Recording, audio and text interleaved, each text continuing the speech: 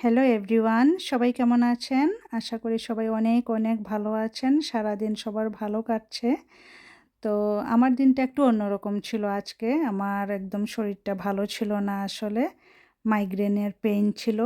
তো সারাদিন বিছানায় কাটিয়ে আমি বিকালের দিকে উঠলাম, একদম সন্ধ্যার দিকে। তো প্রথমেই আমি আমার ছেলের জন্য একটা জুস বানাচ্ছি, স্মুদি বানিয়ে দিলাম। আর আমার হাসব্যান্ডকে বললাম যে কিচ্ছু খেতে পারবো না, সারাদিন আমি কিচ্ছু খাইনি, যে আমাকে একটু সিদ্ধ ভাত করে দেওয়ার জন্য। তো ও আসলে ভাতটা বসিয়ে দিয়েছে আর আমি আমার বাচ্চার জন্য আমি স্মুদিটা মেক করে নিলাম। আপনারা দেখেছেন বিভিন্ন ধরনের ফ্রুট দিয়ে আমি করলাম। আর এখন আমার ভাতটা আমি খেয়ে নেব। তো এই যে দেখেন, যখন কিনা আমার মানে শরীর ভালো থাকে না, একমাত্র এই জিনিসটাই আমি খেতে পারি, সিদ্ধ ভাত। মানে ভাতের সাথে একসাথে বিভিন্ন ধরনের সবজি। তো এখানে ছিল ব্রকলি, আলু, তারপর ফুলকপি আর বাটানা স্কোয়াশ, মানে মিষ্টি লাউ যেটা আর কি। তো আমি মজাসে খাচ্ছি।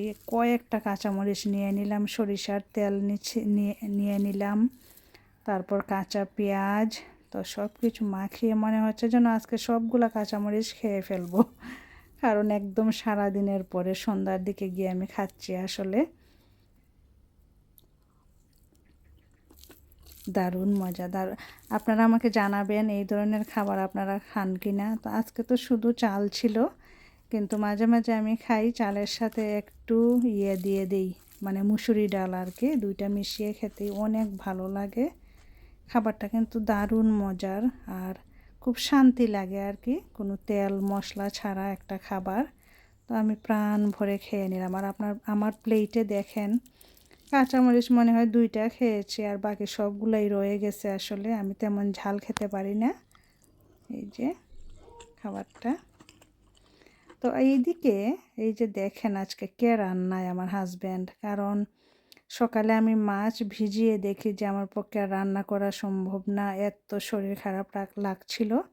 তো আমার হাজব্যান্ডই আজকে রান্না করলেন আর কি। তো মৃগেল মাছ ছিল আর এই মলা ফিশ।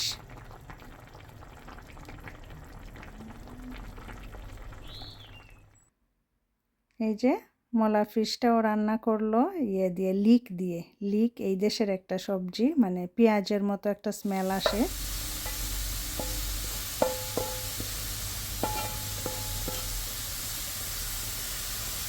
এই যে একদম বলতে গেলে রান্না কমপ্লিট।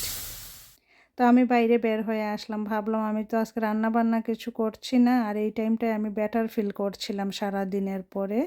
একদম টাইমটা হবে সন্ধ্যা 7টার দিকে। তো আমি বাইরে বের হয়ে গাছগুলাতে পানি দিয়ে দিলাম, যে একটা কাজ আমি আজকে করি। তো রান্না বাড়া তো করলাম না।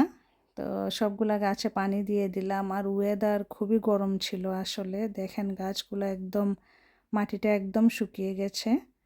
তো রাত্রে যখন কিনা আমরা খাওয়ার সময়, তখন দেখলাম যে না, দেখি তো তরকারির কালারটা কেমন।